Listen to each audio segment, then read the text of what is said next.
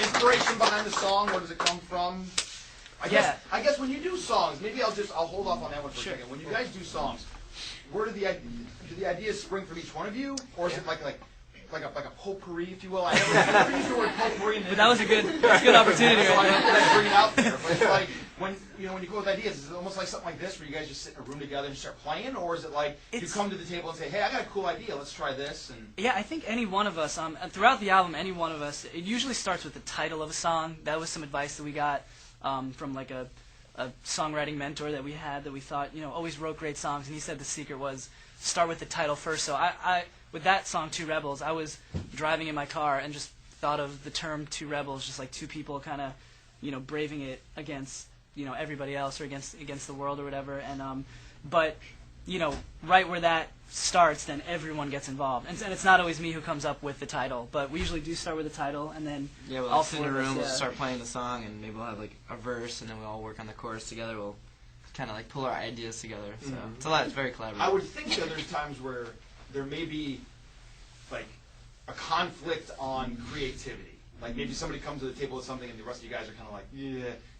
Does that ever happen? Do you take all ideas and try to just blend them? I think we push each other though. We definitely try like to craft like the best possible like lyric, and if something's not like, we're like, that's kind of, that could be better. We'll, There aren't a lot of egos when we get down to songwriting. Like if somebody has an idea and they're excited about it, we'll try to make it work, but ultimately it doesn't work out. It's like it's all about like the environment that we keep within each other. Like no one's ever like, it's whack. It's like, that's cool. Like let's see if we could get further, and if we can't, then like that idea is there already. So it's also a good exercise to like even like push through maybe like a concept or an idea or musical idea that's not great, because even as a finished song, it's just like another learning experience, as a songwriter, and it's another song that ultimately is like an honor society song. Yeah. You just might never ever hear it. Like this one. That was a good one. We wrote that one. Didn't make the record. I don't know why. There was that jazz out. It's just B-sides. How about anybody else? I got a question. Sure. You guys ever write a song about something that happened in your life? Just like, oh yeah, definitely. Yeah. I'm sorry, was there more to the question? I'm like, yes! Yeah, for sure. I mean, basically all of it. I mean, what we try to...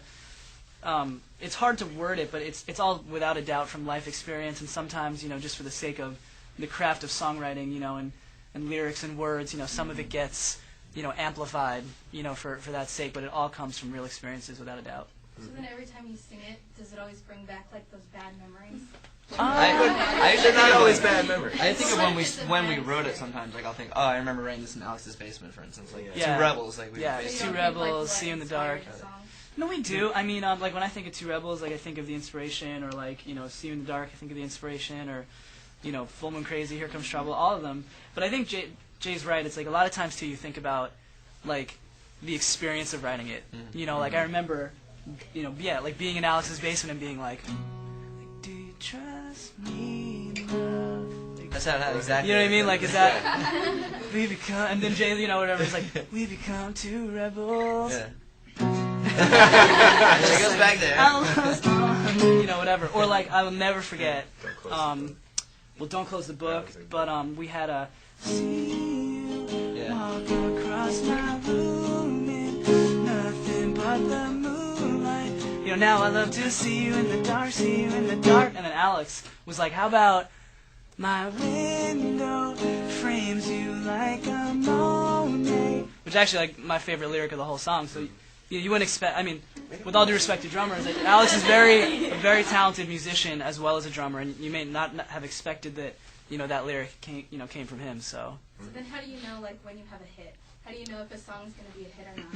Can you, like, do you have we can only record songs, and Kiss 107 will hopefully put them on the radio and make them a hit. When you know the lyrics to a song that they wrote, that's a hit. Like, do you have a lot of songs you've written that nobody will ever hear? Like, how do you know whether to play them or not? I mean, even for this album, when we recorded the whole thing, I mean, there are probably a good half dozen 10 songs that are not. I mean, they're recorded as demos, but They didn't make the Yeah, record. they Even didn't songs make the that are like record. half done or like just a verse. I think Yeah, I mean, there's a couple of ways. I mean, sometimes, you just use your ears. One sounds better than the other. Alex's favorite, but then you have another favorite. And We're then your usually on the favorite gets the album. same. no, I don't think so because I feel like it's like you write all of them together. That's been how we've done it. We've sort of written together. So I feel like each song has like a special, like a special quality to you or to all of us individually. So we each have something invested in each song. So it's more of just like a discussion and musical discussion. It's actually really funny because like a lot of the demos are on our iPods. So when like you go through shuffles, Oh, yeah. like all of a sudden like you'll be on like a flight somewhere and you'll be listening to a song and then all of a sudden like this like demo from like It's like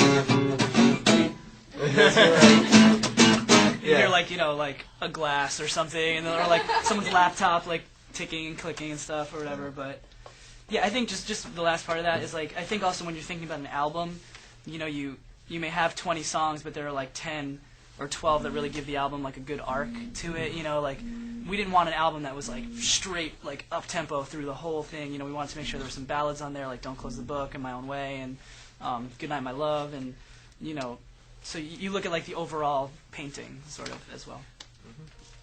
How'd you come up with like your band name? Band name. Well, we had a couple band names before Honor Society that weren't very good, and we had to pick a name, and basically we had a huge list of potential names, a list that we had been brainstorming for a while. You come up with an idea and you just write it down.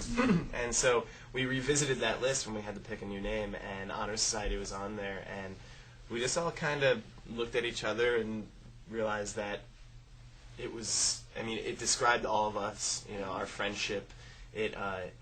It's kind of an inclusive name. It includes everybody. Like we like to say that everybody, you guys, are in Honor Society with us, and that we're all on this journey together. So it just worked.